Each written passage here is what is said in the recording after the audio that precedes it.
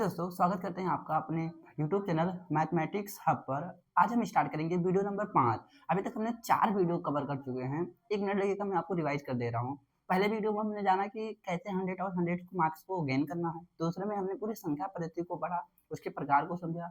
तीसरे में हमने विभाजन के नियम को समझा, 1 से लेकर 10 तक विभाजन के नियम। और चौथे में हमने एलसीएम और एचसीएफ के बारे में समझा। पूरा बेसिक टू एडवांस हमने 4 वीडियो में कवर कर लिया है, जो कि पर्सनली 1.1 की क्या है, रीड है। अगर आप उसे नहीं पढ़ते हैं तो ये पर्सनली 1.1 को कवर करने में थोड़ी आपको प्रॉब्लम हो सकती है। तो सबसे पहले आप उस वीडियो को देखिएगा, समझिएगा, उसके बाद इस पर आइएगा।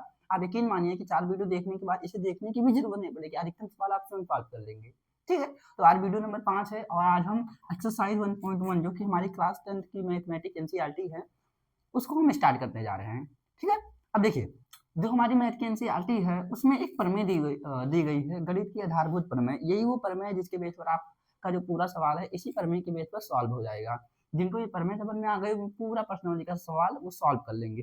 ठीक है, इस प्रमेय के लिए क्या क्या इंपॉर्टेंट था वो सारी चीजों को मैंने 4 वीडियो में कवर कर लिया है। अब इस प्रमेय को हम समझते हैं, उसके बाद हम क्वेश्चन करके जितने भी क्वेश्चन दिए हुए हमारे बोर्ड के जो भी एनसीईआरटी सिलेबस है या जितने भी एग्जाम्पल हैं सारे एग्जाम्पल को हम सॉल्व करेंगे। ठीक है, तो सबसे पहले हम समझते हैं डियर की गणित की आधारभूत प्रमेय क्या कहती है। ये जो मैथमेटिक्स की फंडामेंटल्स थ्योरम्स है ये क्या बोलती है। देखिए, इसके अकॉर्डिंग सिंपल सी बात है, लेकिन इसको समझाने से पहले मैं एक छोटा सा एग्जांपल से आपको एक चीज समझाऊंगा। आप समझिए पहले ये प्रमेय बोलती क्या है। देखिए, आप लोग बहुत अच्छे से जानते होंगे, भाज्य और अभाज्य संख्या के बारे में मैंने ऑलरेडी बता ही दिया है। भाज्य जिसके 2 गुणनखंड होते हैं, सॉरी 2 से ज्यादा गुणनखंड होते हैं, और अभाज्य जिनके कुल 2 गुणनखंड होते हैं। ठीक है, ये जो प्रमेय है वो भाज्य और अभाज्य संख्या पर ही आधारित है, पूरा उसी थ्योरी पर ये बेस है। देखिए, एक संख्या मैं आपके सामने रखता हूँ जो कि है 6। ठीक है, एक काम हाँ ठीक है 6, एक संख्या मैंने लिखी 6। मैं अगर आपसे बोलूँ कि डियर आप इसे अभाज्य संख्या के गुणनखंड के रूप में लिखिए। किसमें? अभाज्य संख्या के गुणनखंड। सबसे पहले इसको अभाज्य संख्या में आपको लिखना है। तो 6 को अभाज्य संख्या के गुणनखंड में लिखने के लिए आपको ये समझना होगा कि ये 6 संख्या में कौन कौन सी अभाज्य संख्या आएंगी। अब हो सकता है किसी को ये ना बताओ सर भाज्य क्या है, अभाज्य का 1 मिनट में रिवाइज कर दे रहा हूँ। देखिए, भाज्य क्या होता है? जिसके 2 से ज्यादा गुणनखंड होते हैं, 2 से ज्यादा गुणनखंड होते हैं। 2 से ज्यादा गुणनखंड का मतलब क्या होता है? मतलब जो संख्या एक, शॉर्टकट में देखें तो एक और स्वयं अपने आप को छोड़ के, अपने को छोड़ के और तीसरी संख्या से भी कट जाए। जैसे मैंने बोला 4, तो 4 1 से भी डिवाइड हो जाएगी, 2 से भी डिवाइड हो जाएगी, सही बात है कि नहीं, और ये 4 से भी डिवाइड हो जाएगी। तो ये क्या हो गई? परिमेय संख्या हो गई।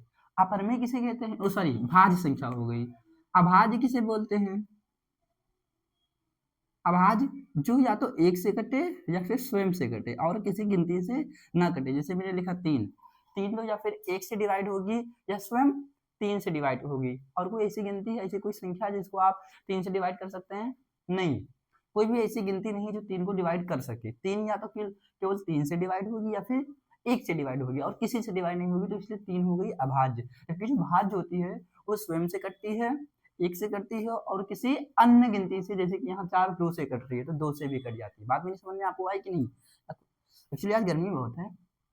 अब देखिए, तो वैसे संख्या अगर मैंने लिखा 6, मैंने बोला 6 को अभाज्य संख्या में लिखिए। किसमें लिखिए? अभाज्य संख्या में। तो अभाज्य संख्या में इसे क्या करना है?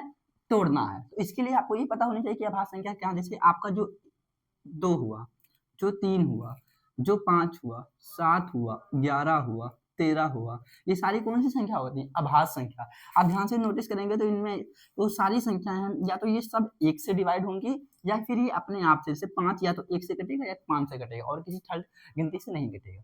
तो इसको अभाज्य संख्या में लिखना है तो ये समझना पड़ेगा। देखिए, कौन कौन सी संख्या इसे काटेगी? या तो इसे 1 डिवाइड करेगी, बात समझ में आ रही है कि नहीं, 1, या फिर इसे 2 डिवाइड करेगी या फिर इसे 3 डिवाइड करेगी। अभी 6 से हमें नहीं लिखना है, 1 से कटेगी, 2 से कटेगी या 3 से कटेगी। अब इन्हीं को गुणा लगा दीजिए, ध्यान दीजिए, इन सबको मल्टीप्लाई करेंगे तो क्या आएगा? 6 आएगा कि नहीं आएगा? 1 दूनी 2, 2 तिहाई 6। इसका मतलब ये क्या हो गई? अभाज्य संख्या हो गई और ये क्या हो गई? भाज्य संख्या हो गई। मेरी बात समझ में आई? तो भाज्य संख्या को हमने अभाज्य संख्या के गुणनखंड के रूप में लिख दिया कि नहीं लिख दिया? अरे बात मेरी क्लियर हो रही है? ऐसे ही कहते हैं कि भाज्य को अभाज्य संख्या के गुणनखंड के रूप में लिखना। कैसे लिखा गया ये मैंने आपको काटना भी बताया कि इसको फैक्टर में डिवाइड करते हैं। सबसे पहले हम 2 से काटना स्टार्ट करते हैं। देखिए 2 से, तो 2 तिहाई 6, 3 आया। और फिर देखिए 2 से कटेगी, नहीं कटेगी, तो 3 से काटना स्टार्ट करते हैं। 3 कम 3, तब तक काटते हैं जब तक नीचे 1 ना आ जाए। अब देखिए 6 था तो 6 को हमने यहाँ लिख दिया। देखिए लास्ट में नीचे 1 आया, तो 1 को हम लोग लिख लेते हैं क्योंकि 1 से मल्टीप्लाई करेंगे तो वही आएगा। तो 1 जो आया 1 लिख दिया, फिर मल्टीप्लाई करने के बाद 2, और फिर मल्टीप्लाई करने के बाद में हमने क्या लिख दिया, 3 लिख दिया। तो ये भाज्य संख्या थी, इसको किसमें हमने लिख दिया, अभाज्य संख्या के गुणनखंड के रूप में। किसमें, अभाज्य संख्या के गुणनखंड के रूप में। जैसे अगर 8 है, 8 को हमें अगर अभाज्य संख्या के गुणनखंड के रूप में लिखना तो कैसे लिखेंगे, सबसे पहले इसको 2 से डिवाइड करेंगे, तो 2 से काटेंगे तो 4 दूनी 8, 2 चौके 8 होगा। ठीक, देखिए ये 2 से कटेगी, हाँ फिर से 2 से कट जाएगी, कितनी बार में जाएगी, 2 बार में जाएगी, 2 दूनी 4 होगा। फिर देखिए 2 से कटेगी, हाँ बिल्कुल कटेगी, 2 एक कम 2 होगा। तो अगर हमें 8 को डिवाइड करना है तो कैसे करेंगे, ये भाज्य है 8, क्योंकि देखिए ये इतनी सारी गिनती से कट रही है।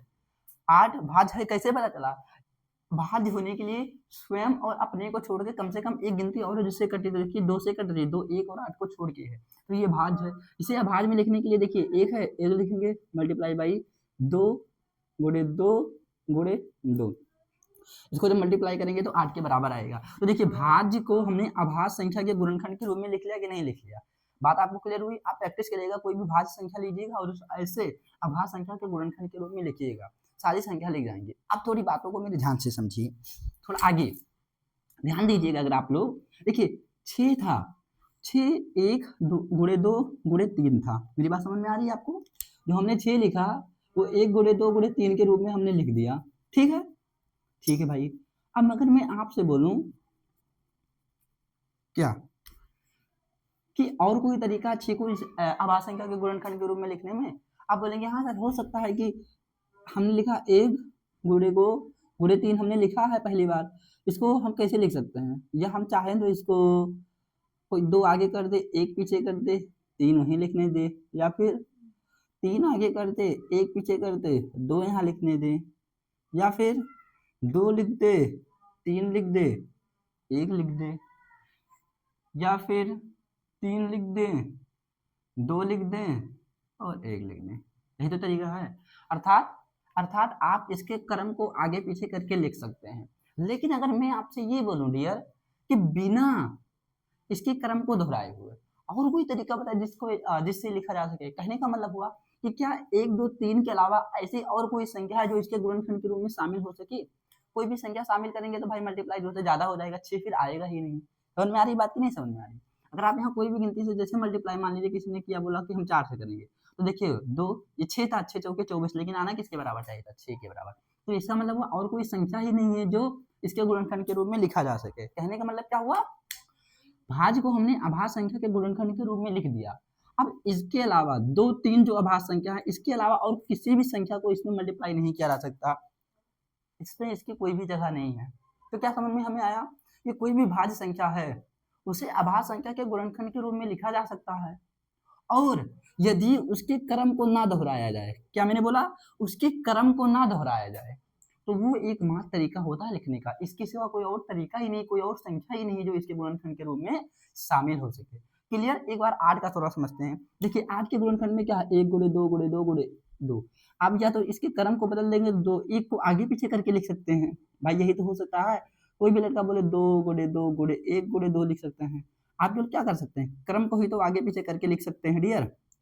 लेकिन अगर मैं आपसे बोलूं कि 2 3 बार लिखा है और 1 1 बार है, इसके सिवा और कोई गिनती को इसमें मल्टीप्लाई कर सकते हैं, नहीं करेंगे, क्योंकि जैसे करेंगे इससे ज्यादा चला जाएगा जो फिर बराबर ही नहीं होगा। अर्थात ये मल्टीप्लाई करने के बाद ये आना ही चाहिए, तो और कोई इसे आप कर ही नहीं सकते। मेरी बात आपको समझ में आ रही है, और किसी से नहीं कर सकते। तो अगर इसके क्रम को ना दोहराया जाए, इसके क्रम को ना चेंज किया जाए, तो इसे लिखने का बस ये एकमात्र तरीका है। ये अभाज्य संख्या का जो गुणनखंड लिखा है, ये लिखने का अभाज्य एकमात्र तरीका, और कोई संख्या इसमें इसके गुणनखंड में शामिल ही नहीं हो सकती। क्लियर। और यही चीज कौन बोलता है, गणित की आधारभूत प्रमेय। आधारभूत प्रमेय यही बोलती है, वो बस यही कहती है कि प्रत्येक भाज्य संख्या को, मैं लिख नहीं रहा हूँ यहाँ पर, जगह की शॉर्टेज है, आप लोग कॉपी में लिख लीजिएगा। प्रमेय क्या बोलती है, गणित की आधारभूत प्रमेय, प्रत्येक भाज्य संख्या को अभाज्य संख्या के गुणनखंड के रूप में लिखा जा सकता है। प्रत्येक भाज्य संख्या को अभाज्य संख्या के गुणनखंड के रूप में लिखा जा सकता है, और यदि उसके क्रम को ना दोहराया जाए, तो वह लिखने का अद्वितीय तरीका होता है। तो वह लिखने का अद्वितीय तरीका होता है। क्लियर? इतनी सिंपल सी है, मैंने आपको क्लियर किया। देखने में कितनी जटिल लग रही थी, लेकिन है कितना आसान कि प्रत्येक भाज्य संख्या को अभाज्य संख्या के गुणनखंड के रूप में लिखा जा सकता है, और यदि इसके क्रम को ना दोहराया जाए, इसके क्रम अर्थात अभाज्य संख्या के गुणनखंड के क्रम को, यदि अभाज्य संख्या के जो गुणनखंड का क्रम है इसे ना दोहराया जाए, तो ये लिखने का एकमात्र तरीका यानी अद्वितीय तरीका होता है। तो ये अद्वितीय होता है, तो ये अद्वितीय होता है। तो आप थ्योरी लिख लीजिएगा कि प्रत्येक भाज्य संख्या को अभाज्य संख्या के गुणनखंड के रूप में व्यक्त किया जा सकता है, और यदि इसके क्रम को ना दोहराया जाए तो ये अद्वितीय होता है। अद्वितीय होता है अर्थात इसके सिवा और कोई संख्या ही नहीं जो इसके गुणनखंड के रूप में शामिल हो सके। आई होप आपको गणित की आधारभूत प्रमेय क्लियर हो गई होगी, याद करने की भी कोई जरूरत नहीं पड़ी होगी। ये तो था आधारभूत प्रमेय, क्लियर हो गया। अब हम सीधा डायरेक्ट क्वेश्चन पे आएंगे। जो क्वेश्चन है पर्सनली के क्वेश्चन उदाहरण को हम सॉल्व करते हैं, लेकिन उससे पहले एक टॉपिक में आपको छोटा सा टॉपिक क्लियर कर दे रहा हूँ। ठीक है, देखिए वो भी समझते चलिए। चलिए ठीक है, हम क्वेश्चन को बताएंगे, उसके साथ साथ टॉपिक को हम क्लियर करेंगे। ठीक है, तो अब हम स्टार्ट करते हैं क्वेश्चन को। सबसे पहले इसे रफ कर लेते हैं। चलिए दोस्तों आगे बढ़ते हैं। अब हम सवाल को समझने से पहले एक और टॉपिक छोटा सा है, उसे और कवर कर लेते हैं, जो कि आपको उदाहरण नंबर पहला ही जो दिया होगा आपके क्वेश्चन पर, वो क्वेश्चन उसी पर बेस है, और उस उदाहरण पर एक पर्सनली क्वेश्चन भी है, पर्सनली में एक क्वेश्चन भी है, उसी उदाहरण पर है। और ऐसे क्वेश्चन अक्सर एग्जाम में आ जाते हैं, 3 नंबर में पूछे जाते हैं, तो इसे ध्यान से समझ लीजिए। एक टॉपिक ही देखिए, ध्यान से आप समझिए, मैं आपको नया तरीका बताऊंगा। शायद आपको इससे पहले पता नहीं होगा दोस्त, आपने 9 तक मैथ पढ़ा है, 9 तक, लेकिन यकीन मानिए ये चीज आपको पता नहीं होगी, और पता होगी तो बताइएगा कमेंट बॉक्स में कि हाँ सर ये चीज मुझे ऑलरेडी पता थी। वो चीज क्या है? बहुत इंटरेस्टिंग चीज है, मजा आने वाला है, ध्यान से समझिए। देखिए मैंने अगर आपको ये बोला कि डियर एक कोई भी संख्या ले लीजिए, मैंने एक संख्या लिखा 4, क्लियर, मैंने एक संख्या लिखा 4। अब मैंने आपसे ये बोला, क्या मैंने आपसे बोला कि इसकी पावर मैंने कुछ भी, मान लीजिए पावर x कर दिया। x का मतलब कोई भी पावर हो सकती है, x का मतलब कोई भी पावर हो सकती है। आप समझिए, इसका कोई भी पावर हो, ये पावर के बाद में जो भी यहाँ पावर होगी, इसके बाद जो भी यहाँ आंसर आएगा, जो भी यहाँ आंसर आएगा, हम कैसे पता चलेंगे कि वो किससे डिवाइड होगा, यानी विभाजित होगा। फॉर एग्जाम्पल 4 की पावर 2 किया, आया 16। 4 की पावर 2 की आया कितना आया? 16 आया। ठीक है, अब ध्यान से समझिए। 16, तो 16 किससे किससे डिवाइड होगा? 16 को आप जो है अभाज्य संख्या के गुणनखंड के रूप में लिखना होता है। जैसे सबसे पहले 2 से करेंगे 8 आएगा, 2 से करेंगे 4 आएगा, 2 से करेंगे 2 आएगा, 2 से करेंगे 1, यानी केवल 2 से डिवाइड हो रहा है और कोई इसके बीच में आया ही नहीं। इसका मतलब संख्या किससे डिवाइड, ये 4 किससे 16 किससे डिवाइड होगा? 2 से डिवाइड हो गया ना, क्लियर। आपने 4 की पावर 2 लगाई जिससे आया 16, 16 किससे डिवाइड हो रहा है? 2 से। मैंने बोला 3 की पावर 2 लिखी, आया 6। 3 की पावर मैंने 2 लिखा, ओ सॉरी 3 की पावर 2 लिखा, आया कितना? 9 है। आपने वर्गमूल भैया स्क्वायर करना तो पता होगा, 3 की पावर 2 का मतलब 3 गुणे 2, 4 का पावर 2 का मतलब 4 गुणे 4, तो 9 आया। 9 किससे डिवाइड होगा भाई? 3 से डिवाइड हो जाएगा। 9 किससे डिवाइड होगा? 3 से। ये बात हमें कब पता चली? ये चीज हमें कब पता चली? जब हमने इसका आंसर देखा और डिवाइड करने के बारे में हमने सोचा, तब तो पता चला 16 2 से डिवाइड होगा, 9 3 से भैया कट जाएगा, 3 त्रिक का 9, क्योंकि 3 के पहाड़े में 9 आ जाएगा, 2 के पहाड़े में 16 आ जाएगा, कट जाएगा। ये कब पता चला? जब हमने इसका आंसर देखा। लेकिन वही चीज अगर ये पावर की जगह पर मैंने x बोल दिया, क्या बोल दिया? x, यहाँ कोई भी आंसर आया, डॉट डॉट डॉट डॉट, कोई भी आंसर आया, आप बिना देखे कैसे बता सकते हैं कि भैया यहाँ जो भी आएगा वो 2 से कट जाएगा, वो 3 से कट जाएगा, वो 4 से कट जाएगा? है ना कमाल की चीज कि बिना इसके आंसर को देखे हुए आप ये बता सकते हैं कि यहाँ जो भी आएगा वो इस संख्या से डिवाइड हो जाएगा। कैसे? चलिए समझते हैं। देखिए यहाँ कोई भी पावर हो, कोई भी पावर हो, हमें कोई फर्क नहीं पड़ता है।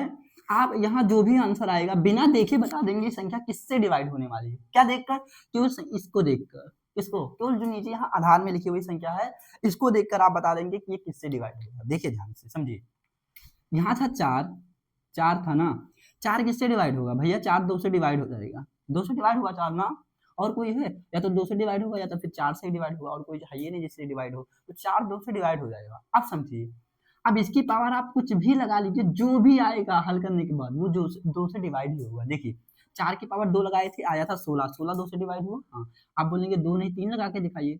4 की पावर 3 मतलब 4 गुणे 4 गुणे 4 कितना आया? 64।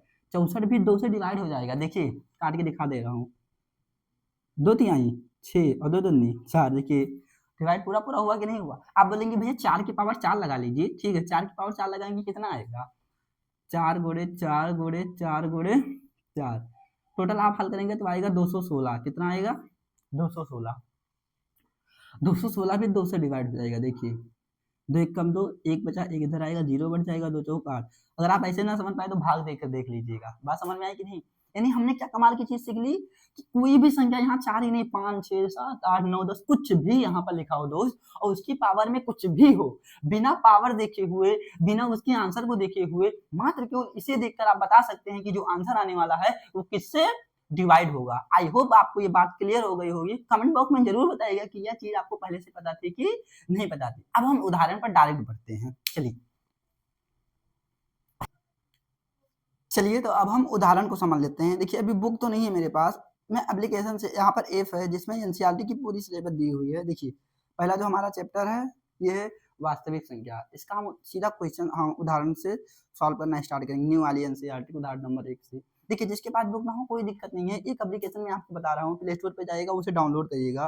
देखिए वो एप्लीकेशन क्या है, एनसीईआरटी किताबें और समाधान, देखिए दिखा देंगे, ग्रीन कलर में है इधर, है ना, एनसीईआरटी किताबें और समाधान, इसको जाके प्ले स्टोर से डाउनलोड करिएगा। जब आप इसे ओपन करेंगे तो ना केवल 10th की, क्लास 1 से लेके, सॉरी आई थिंक क्लास 5 से लेके क्लास 12 तक की सारी book, Hindi English math physics सारी बुकें आपको इसमें मिल जाएंगी, new NCERT plus old NCERT भी मिल जाएगी। तो आप जाके डाउनलोड करिएगा, पढ़िएगा, ठीक है। उदाहरण नंबर पहला आप लोग अपने बुक में देखिएगा, हम इसमें देखकर सॉल्व कर रहे हैं। जब आप वास्तविक संख्या खोलेंगे उसका जो पहला उदाहरण है वही हो। देखिए उदाहरण क्या है, लिखा है कि संख्याओं 4 की पावर n पर विचार कीजिए जहां n एक प्राकृतिक संख्या है। जांच कीजिए कि क्या n का कोई ऐसा मान है जिसके लिए 4n अंक शून्य पर समाप्त होगा। क्या बोल रहे हैं, देखिए क्वेश्चन है बहुत सिंपल सा। लिखा क्वेश्चन क्या है कि 4 की पावर n है, हमसे पूछा जा रहा है कि जो n है जहां n है वो प्राकृतिक संख्या है। प्राकृतिक संख्या अर्थात n की जगह पर 1 प्राकृतिक संख्या है, मतलब n जो है आपका 1 2 3 4 जितना भी प्राकृतिक संख्या है सारी संख्याएं वो हो सकता है। ये है, हमसे क्या पूछ रहे हैं कि 4 की पावर n है और n क्या है, प्राकृतिक संख्या। प्राकृतिक संख्या मतलब कोई संख्या भी हो सकता है इसमें से। क्या इसका जो आंसर आएगा, इसका जो आंसर आने के बाद में जो इकाई अंक होगा 0 पे समाप्त होगा। हमसे ये पूछ रहे हैं कि इसके लिए 4 अंक, 4 का पावर n अंक शून्य पर समाप्त होगा, हाँ अंक शून्य पर समाप्त होगा कि नहीं। समझिए क्वेश्चन सिंपल सा बोला जा रहा है कि 4 की पावर n है जहां n प्राकृतिक संख्या है, और पूछ रहे हैं कि 4 की पावर जो n है क्या शून्य पर समाप्त होगा। शून्य समाप्त होने का मतलब क्या, उसका अंतिम अंक शून्य होगा। अंतिम अंक मतलब इकाई अंक क्या होगा, शून्य होगा। ये सवाल आपसे पूछ रहे हैं। चलिए हम इसको सॉल्व करते हैं। हमें देख कर बताना क्या भैया इसका अंतिम जो अंक है वो शून्य होगा कि नहीं होगा, 0 आएगा कि नहीं आएगा। जहां n की पावर कुछ भी हो सकती है, ये नहीं कि भैया 1 रखे तभी 0 आए, 2 पर 3 पर 4 पर 5 पर कोई भी संख्या यहाँ लिख दें और क्या उसका अंतिम अंक 0 आएगा, अंतिम अंक 0 आएगा कि नहीं। मतलब ऐसा समझे कि जैसे 10 है, 10 की पावर मैंने यहाँ 2 लिख दी तो क्या आया, 100 आया। देखिए अंतिम अंक 0 आया कि नहीं आया, मैंने यहाँ पर क्या लिख दिया, 3 लिख दिया, कितना आया 1000 आएगा। अंतिम अंक क्या होगा, शून्य होगा। तो ऐसे ही पूछते हैं कि जो 4 की पावर n है, n की जगह पर कोई भी अंक लिख दिया जाए जो कि प्राकृतिक संख्या हो तो क्या 0 पर समाप्त होगा कि नहीं। चलिए हम लोग समझ लेते हैं। देखिए अभी मैंने जो आपको थ्योरी बताई थी उसी थ्योरी पर ये सॉल्व होगा। कैसे, सब ध्यान से समझिए। आप ये समझिए कि 4 की पावर n है, ठीक है, और उसका अंतिम अंक क्या होना चाहिए, 0 होना चाहिए। अब आप दिमाग लगाइए, मैंने वीडियो आई थिंक 3 में बताया है विभाज्यता के नियम, उसमें मैंने 5 से काटने का विभाजन का नियम आप सभी को बताया था दोस्त, याद करिए। इसलिए 1 से लेकर 10 तक विभाजन का नियम जरूर देखिएगा। 5 का विभाजन का नियम हमने क्या बताया था, हमने 5 का विभाजन का नियम बताया था कि किसी भी संख्या के इकाई अंक पर, अंतिम अंक पर 0 हो या फिर 5 हो तो संख्या 5 से कट जाएगी, तो वो संख्या 5 से कट जाएगी। मतलब 5 से काटने का नियम क्या बताया था कि जो उसका इकाई अंक हो, क्या जो इकाई मतलब अंतिम अंक हो या तो 0 हो या फिर क्या हो 5 हो तो 5 से कट जाएगी। क्लियर, हाँ भैया क्लियर। तो इसका अंतिम अंक क्या पूछने कि भैया अंतिम अंक क्या आना चाहिए, 0 आना चाहिए। और अगर अंतिम अंक 0 आएगा तो इस संख्या 5 से कटेगी कि नहीं कटेगी दोस्त, बिल्कुल 5 से कट जाएगी। यदि इसका अंतिम अंक 0 आ रहा तो यहाँ जो भी संख्या है जो 5 से कटेगी। क्लियर हुआ कि नहीं हुआ, अगर अंतिम अंक 0 है तो संख्या जो यहाँ पर आएगी वो 5 से कट जाएगी। और अभी हमने थ्योरी क्या बताया कि भैया जो इसको काटेगा वो इसको, जो इसके नीचे आधार है वो इसको भी काट देगा। अभी तो हमने समझा ना भैया कि बिना इसके आंसर को देखे हम बता सकते हैं कि यहाँ जो संख्या आने वाली है वो किससे कटेगी। क्या देखकर, ये जिससे कटेगा उससे ये पूरी भी कट जाएगी, ये जिससे कटेगा उससे ये भी कट जाएगी। और हमें तो मुझे किताब में सीधा बोल रहा है कि इसका अंतिम अंक क्या होगा, 0 होगा। और अगर अंतिम अंक 0 होगा तो ये संख्या किससे कट जाएगी, 5 से कट जाएगी। और अगर ये संख्या 5 से कट गई तो ये भी 5 से कटना चाहिए। लेकिन आप लोग बताइए दोस्तों, क्या 4 5 से कटेगा? क्या 4 5 से डिवाइड होगा? नहीं होगा। क्या 4 5 से डिवाइड होगा? नहीं होगा। तो यहाँ जो भी संख्या आएगी क्या वो 5 से डिवाइड होगी? नहीं होगी। तो अगर ये 5 से डिवाइड नहीं होगी तो क्या यहाँ 0 होगा? नहीं होगा, क्योंकि यदि 0 होगा तो 5 से कट जाएगी। और अगर ये 5 से अगर कटेगी तो ये भी 5 से कटना चाहिए ना, लेकिन ये तो 5 से नहीं कट रहा।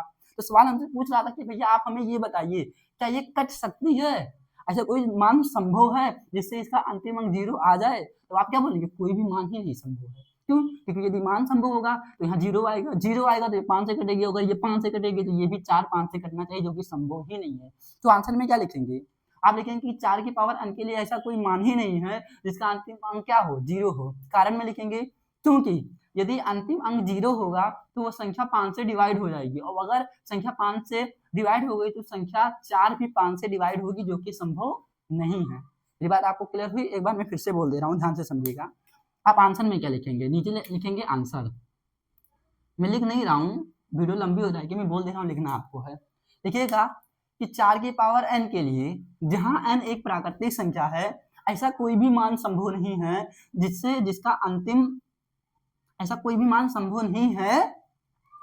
जिसका अंतिम अंक क्या हो, 0 हो। लिखिएगा आप लोग कि 4 की पावर n के लिए जहां n एक प्राकृतिक संख्या है, ऐसा कोई भी मान संभव नहीं है जिससे इसका जो अंतिम अंक 0 हो, क्योंकि यदि इसका अंतिम अंक 0 होगा तो यह संख्या 5 से विभाजित हो जाएगी, जिससे संख्या 4 भी 5 से विभाजित होनी चाहिए, किंतु ये संभव नहीं है, अर्थात संख्या 4 5 से डिवाइड नहीं होगी। आई होप आपको ये क्वेश्चन क्लियर हो गया होगा। पहला उदाहरण आप सभी को क्लियर हो गया। अब हम दूसरा उदाहरण की ओर बढ़ते हैं। चलिए उदाहरण 2 को हम समझते हैं। उदाहरण 2 है कि संख्याओं 6 और 20 के अभाज्य गुणनखंड विधि से एलसीएम और एचसीएफ ज्ञात करिए। क्या है संख्या, समझिए ध्यान से। हमें दिया है कि 6 और हमें क्या दिए हैं, हमें 20 दे के रखे हैं। इनका हमें क्या ज्ञात करना है, एलसीएम ज्ञात करना है, और क्या ज्ञात करना है, एंड एचसीएफ ज्ञात करना है, एचसीएफ। ठीक है, एलसीएम और एचसीएफ ज्ञात करना है। किस विधि का यूज करके, अभाज्य गुणनखंड विधि का यूज करके। मैंने ऑलरेडी वीडियो नंबर 4 में आपको बता दिया है कि एलसीएम और एचसीएफ को ज्ञात करने का कितना तरीका होता है, भाग विधि का कैसे यूज किया जाता है, अभाज्य विधि का कैसे यूज किया जाता है। अभाज्य विधि को किसने दिया था, ये भी चीजें मैंने क्लियर, आई थिंक भाग विधि को किसने दिया था, कैसे, मतलब क्या क्या इसकी थ्योरी, क्या क्या सिद्धांत है, सारी चीजें मैंने वहां पर क्लियर किया होगा। आप जाके एक बार उसे देखिएगा जरूर।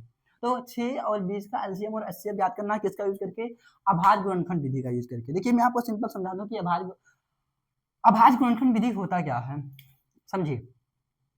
अभाज्य गुणनखंड विधि का मतलब यही होता है कि जो 6 है जो 20 है, सबसे पहले आपको इसे अभाज्य गुणनखंड के रूप में लिखना है, फिर एलसीएम और एचसीएफ ज्ञात करना है, क्योंकि हमने पद में पढ़ा आधारभूत प्रमेय।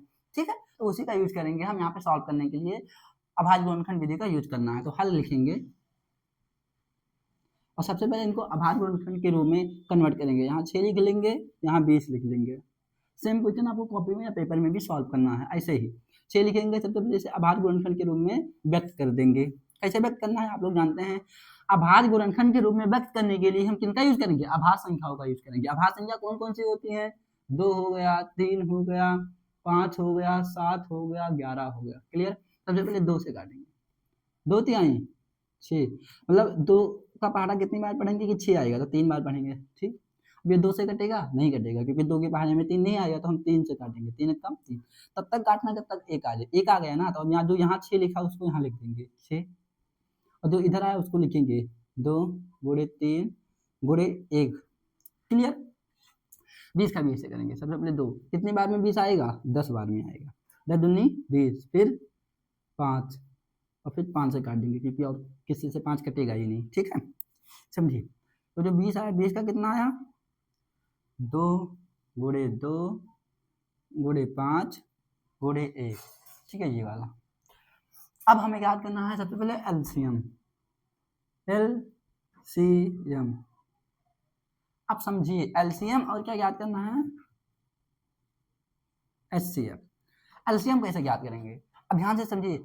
एलसीएम याद करने के लिए देखिए सबसे पहले कॉमन देखिए कि दोनों के अभाज्य गुणनखंड में क्या क्या कॉमन है। आप बोलेंगे सर 2 कॉमन है और 1 कॉमन है। देखिए यहाँ 2 और 1, देखिए यहाँ 2 बार 2 आया, लेकिन कॉमन तो हमें केवल 1 ही 2 मिल रहा है। ठीक है, तो पहले जो कॉमन है इसे इसको अलाइन कर लेंगे। ठीक है, आप समझिए एलसीएम निकालने के लिए जो कॉमन है उसको केवल एक बार लिखेंगे। देखो 2 और 1 कॉमन है, 2 गुणे 1, एक बार लिखेंगे। ये नहीं कि यहाँ वाला भी लिखेंगे यहाँ वाला भी लिखेंगे।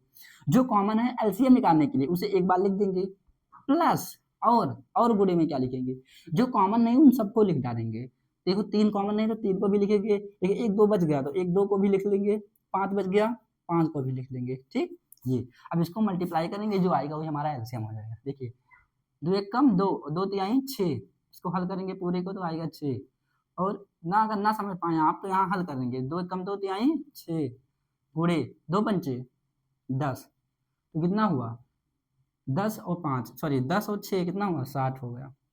यानी आपका जो 6 आया और जो 20 आया इसका एलसीएम कितना हुआ 60 हो गया। ठीक, और एचसीएफ का सिंपल सा फंडा भैया, जो कॉमन है केवल वही लिख लो, वही आंसर होगा। जो कॉमन है वही लिख लो। 2 1 कॉमन है तो 2 मल्टीप्लाई 1 लिख लेंगे, कितना आया 2 कम 2, 2 इसका क्या हो गया एचसीएफ हो गया, 60 कितना हो गया इसका एलसीएम हो गया। आई होप आपको ये क्वेश्चन क्लियर हो गया होगा, सिंपल सा है। अभाज्य गुणनखंड विधि का यूज करने के लिए बोला तो आप सबसे पहले इसे अभाज्य गुणनखंड काटेंगे, जो कॉमन होगा वो लिख लेंगे, उसका एचसीएफ हो जाएगा। कॉमन को एक बार लिखेंगे, बाकी जो बच जाएगा सबको गुणे में लिख के गुणा कर देंगे, जो आएगा उसका एलसीएम हो जाएगा। ये होगा हमारा दूसरा उदाहरण। अब हम तीसरे उदाहरण की ओर आगे बढ़ते हैं।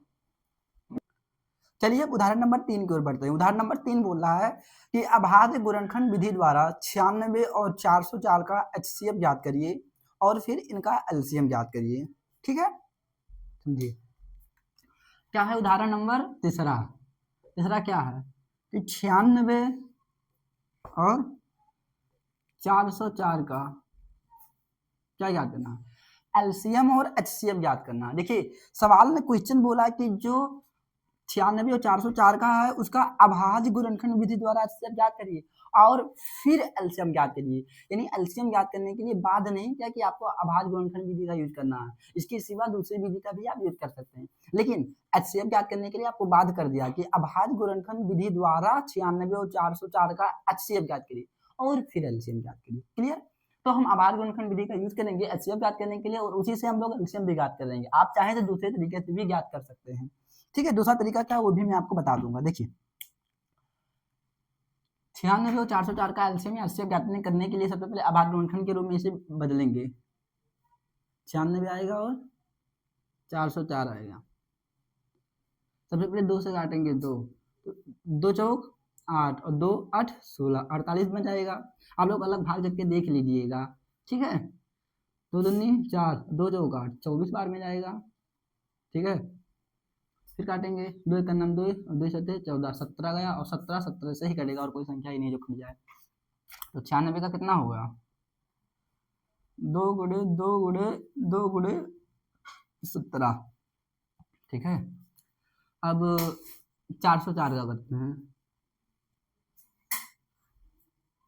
पहले 2 से डिवाइड करेंगे, 2 दूनी 4, 2 जीरो 0, 2 दूनी 4, फिर 2 से करेंगे 1 0 1। ठीक है, फिर अब 1 0 1 और कौन सी ऐसी संख्या जो इसको काटेगी, ऐसी कोई संख्या जो इसको डिवाइड कर देगी। अगर 101 ऐसे आपको देखना पड़ेगा कि कौन सा ऐसा पहाड़ा है, मैं देख के लिख दे रहा हूँ वरना समय बहुत ज़्यादा लग जाएगा। कौन सा ऐसा पहाड़ा जिससे ये डिवाइड हो जाएगा। ठीक है, देखिए 101 और किसी से नहीं कटेगा, ये डायरेक्ट 101 से ही कटेगा क्योंकि और किसी के टेबल में 101 नहीं आएगा। तो 404 का कितना होगा दोस्त 2 गुणे 2 गुणे 101 गुणे 1, यहाँ भी लिख लेते हैं यहाँ भी लिख लेते हैं। एचसीएफ देखिए दोनों में कॉमन क्या है, आप बोलेंगे 1 2 1 2 कॉमन है, 2 2 2 2 कॉमन है, 1 और 1 कॉमन है, और कुछ कॉमन है नहीं। तो 1 बार 2 2 बार 2 1 ये कॉमन है, इसको मल्टीप्लाई करेंगे कितना आएगा 4 आएगा। 4 इसका क्या हो जाएगा, इसका 4 जो हो जाएगा वो एचसीएफ हो जाएगा। 4 क्या हो जाएगा एचसीएफ। आई होप आपको क्लियर हो गया होगा। एलसीएम कैसे निकालेंगे, एलसीएम भी आप निकाल सकते हैं। देखिए 2 2 और 1 जितने जो कॉमन है ना उसको एक बार लिख लेंगे, एक बार लिख ली, और जो कॉमन है उन सबको लिख लेंगे। जैसे यहाँ यहाँ 217 बच गया था तो 217 भी लिख लेंगे, यहाँ 101 बच गया था 101 लिख लेंगे। इन सबको आपको क्या करना पड़ेगा, मल्टीप्लाई करना पड़ेगा। जब आप इन सबका मल्टीप्लाई करिएगा, गुणा कर लीजिएगा, गुणा करके जब आप इसे सॉल्व करेंगे तो इसका जो आपको आंसर आएगा वो 360 आएगा। कितना आएगा, 360। ठीक है, तो इसका जो एलसीएम आया वो 360 हो गया, जो इसका एचसीएफ आया वो 4 हो गया। अब एक तरीका और बता देता हूँ आपको एलसीएम ज्ञात करने के लिए। देखिए एक फार्मूला है, क्या, एक फार्मूला दो संख्या के लिए, कि जब आपको कहीं दो संख्या दी हुई हो तो फार्मूला क्या है कि एलसीएम, देखिए इधर लिख दिया एलसीएम गुणे एचसीएफ, कि एलसीएम और एचसीएफ को गुणा करेंगे तो जो पहली संख्या है गुणे दूसरी संख्या। ये फार्मूला आप लोग याद रखिएगा कि एलसीएम गुणे एचसीएफ, पहली संख्या गुणे दूसरी संख्या। जैसे यहाँ दो संख्या दी थी ना, तो आप जब इन दोनों का गुणा करेंगे तो गुणा करने पर जो आंसर आएगा, ये जो 4 और 360 जो एलसीएम एचसीएफ है इनका गुणा करेंगे बराबर आएगा। बात समझ में आई? तो ये फार्मूला होता है। अगर आप ये लंबा लगा तो आप देखो आपको एचसीएफ ज्ञात ही हो गया था, दोनों संख्या ही ज्ञात थी, तो इस फार्मूले पर रखकर आप दूसरी जो इसका एलसीएम था वो ज्ञात कर सकते थे। क्लियर? तो एलसीएम गुणे एचसीएफ बराबर पहली संख्या गुणे दूसरी संख्या। इसमें हमने अभाज्य गुणनखंड विधि का यूज करके दोनों का आपको निकाल के दिखा दिया है। अब उसके आगे थोड़ा बढ़ते हैं। आगे कोई उदाहरण नंबर जो हमारा दे रखा है, उदाहरण नंबर 4 है, और इसके बाद सीधा हम लोग प्रश्नावली 1.1 पर आते हैं। उदाहरण नंबर 4 क्या है कि संख्या 6, 72 और 120 का अभाज्य गुणनखंड विधि द्वारा एचसीएफ और एलसीएम ज्ञात करिए। 6, 72 और 120 का, संख्या 6, 72 और 120 का अभाज्य गुणनखंड विधि द्वारा एलसीएम और एचसीएफ ज्ञात करना है। सबसे पहले इसके हम रफ कर लेते हैं, खो लेते हैं।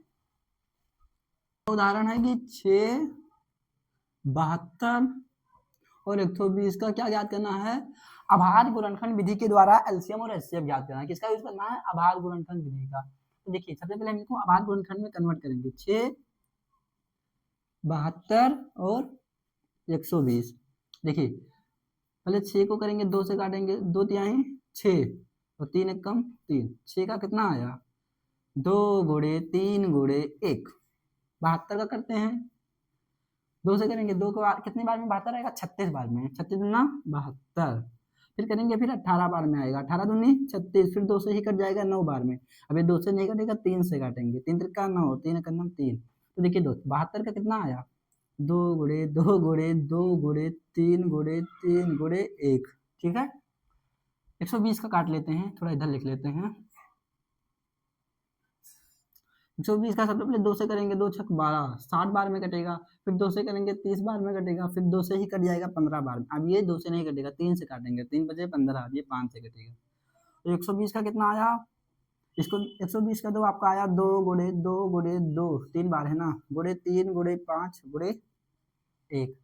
अच्छा आप चाहें तो इसको पावर के रूप में, जैसे इसका कोई पावर बनेगा नहीं बनेगा, इसमें देखिए 2 1 बार 2 बार 3 बार है, तो आप इसे 2 की पावर 3 भी लिख सकते हैं, और इसे 3 की पावर 2 भी लिख सकते हैं गुणे 1। देखिए इसमें भी 2 3 बार है तो 2 की पावर 3 लिख सकते हैं, और 1 बार और 3 एक बार है, 5 एक बार, 1 एक बार है। क्या याद करना दोस्त, एचसीएफ और एलसीएम। ठीक, चलिए एचसीएफ ज्ञात करने के लिए क्या सिंपल नियम होता है, तीनों में देखिए भाई जो कॉमन है वही लिखिए, वही इसका एचसीएफ हो जाएगा। फॉर एग्जांपल 2 यहाँ भी है, 2 यहाँ भी है, 1 2 यहाँ भी है, और 3 यहाँ भी है दोस्त, 3 यहाँ भी है, और 3 यहाँ भी है, 1 यहाँ है, 1 यहाँ है, 1 यहाँ है। तीनों में 2 3 1, 2 3 1 बराबर 3 नहीं 6, 6 72 और 120 का एचसीएफ क्या आया 6 आया, 6 72 और 120 का एचसीएफ जो आया वो 6 आया। अब एलसीएम की ओर बढ़ते हैं, पहले बात जो कॉमन है उसको एक बार लिख ही लेंगे, तो देखो 2 गुणे 3 गुणे 1, ये कॉमन है एक बार लिख लिए। अब जो कॉमन नहीं उन सबको यहाँ पर लिखना है, यहाँ तो कुछ बचा ही नहीं, यहाँ क्या बचा 2 2। अच्छा ध्यान दीजिएगा एक बात और है, इसमें तीनों में जो कॉमन था हमने लिख दिया, अब फिर 2 लिखना, तो अब ये तो खत्म हो गया पूरा, क्योंकि अब इसके आगे कोई संख्या भी नहीं है, तो अब इन दोनों में भी कॉमन लिखेंगे, जो इन दोनों में भी कॉमन होगा उसे भी एक ही बार लिखेंगे। कॉमन का मतलब हुआ चाहे 2 में हो, चाहे 3 में हो, चाहे 4 में, लेकिन कॉमन होगा, जैसे 1 से अधिक में हो। देखिए 1 2 यहाँ भी है, 1 2 यहाँ, 2 2 यहाँ, दोनों 2 कॉमन हो गए, तो एक ही बार लिखेंगे, याद रखिए नहीं कि 2 बार लिख लेंगे, 2 2 दोनों बार कॉमन तो एक बार। 1 3 यहाँ है, 3 यहाँ देखो नहीं है तो 3 को लिख लेंगे। उसके बाद देखो 5 यहाँ है, 5 वहाँ नहीं तो 5 को यहाँ लिख लेंगे।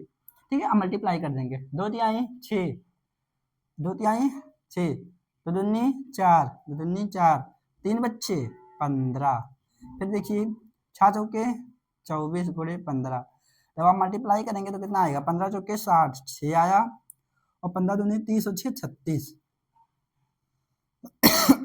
सॉरी 360। तो इसका एलसीएम कितना आया, एलसीएम लिखा हुआ 360, और जो इसका एचसीएफ लिखा हुआ 6 लिखा हुआ। इस प्रकार 6, 72, 120 का एलसीएम और एचसीएफ आ गया। एक बार और याद रखिएगा, यहाँ जो हमने फार्मूला बताया था एलसीएम गुणे एचसीएफ, पहली संख्या गुणे दूसरी संख्या, यहाँ यूज नहीं होगा, क्यों, क्योंकि यहाँ भाई 3 संख्या दी है, जहाँ 2 संख्या दी रही होंगी वहीं आप इस फार्मूले का यूज कर सकते हैं, बात याद रखिएगा। और 100% एक नंबर का क्वेश्चन आपका इस फार्मूले से आएगा ही आएगा, मैं श्योरिटी के साथ बता दे रहा हूँ। 7 सेट बनते हैं बोर्ड एग्जाम में, यूपी बोर्ड में 7 सेट बनते हैं, 7 में से एक ना एक में ये क्वेश्चन आ ही जाता है। क्लियर, तो ये आपका चारों उदाहरण थे, चारों उदाहरण मैंने सॉल्व करा दिए हैं। अब हम बढ़ते हैं पर्सनली एक्सरसाइज 1.1 की तरफ, ठीक है। चलिए अब हम स्टार्ट करते हैं।